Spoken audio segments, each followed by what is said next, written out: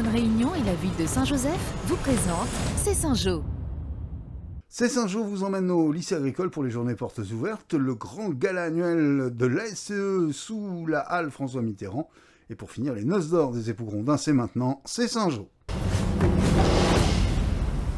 Toujours autant de succès pour les journées portes ouvertes du lycée agricole. Il y en a pour tout le monde, dès le plus jeune âge, comme Raphaël, fils d'agriculteur et passionné.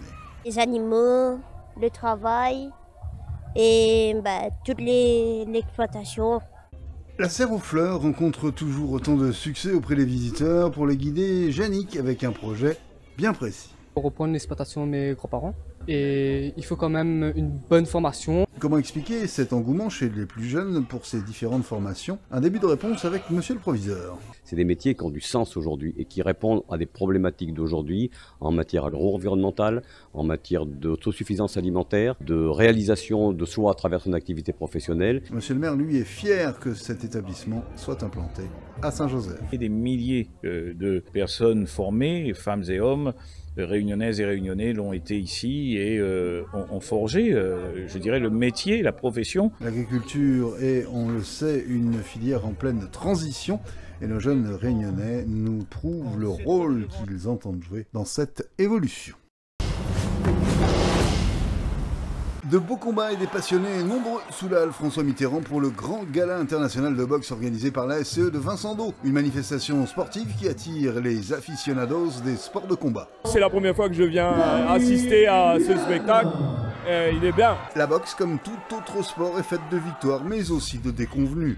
Le champion saint-joséphois Kevin Salah, vaincu sur blessure face à un adversaire de haute volée, fait montre de philosophie pour ne garder que le positif. C'est quand même une belle soirée, dommage pour moi pour la ceinture, mais sinon pour mes collègues on a quand même pas mal de bons résultats. Organiser un tel événement n'est jamais une tâche facile, mais grâce à son expérience, la SCE de Vincent d'Eau relève à chaque fois le défi avec brio. Une soirée vraiment réussie. C'est vrai que on a eu du mal, il y a eu pas mal de pression et ainsi de suite. À la fin, on arrive à avoir un bon résultat, c'est essentiel. Kickboxing, Muay Thai, pancrace, des noms qui peuvent parfois effrayer le néophyte. Ce sont surtout des pratiques encadrées, où les règles sont à respecter scrupuleusement par les combattants.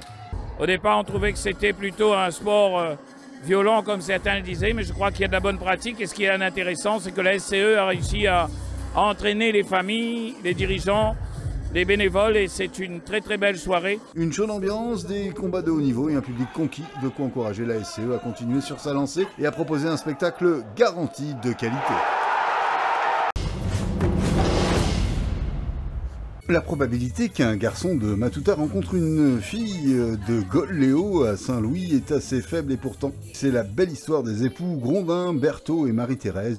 Il travaillait dans le marché, charcutier, et moi je travaillais chez des gens et tous les semaines il partait une fois ou deux fois par semaine à la boucherie. Alors c'est là ma rencontre à lui. Deux filles sont nées de cette union. Présente à la salle du Chemin pour ces noces d'or, Laura nous parle de l'éducation qu'elles ont reçue. Quand il fallait être sévère, ils étaient sévères. Et puis voilà, ça nous a permis de grandir et d'avancer dans la vie. Les époux Grondin coulent des jours heureux à Vincent d'Eau. La conseillère du quartier nous fait part de toute son admiration.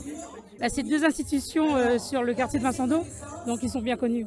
On ne peut pas louper des journées exceptionnelles comme celle-là, parce que c'est des porteurs d'exemple. Continuez ainsi, Berthaud et Marie-Thérèse, avec tous nos vœux de bonheur.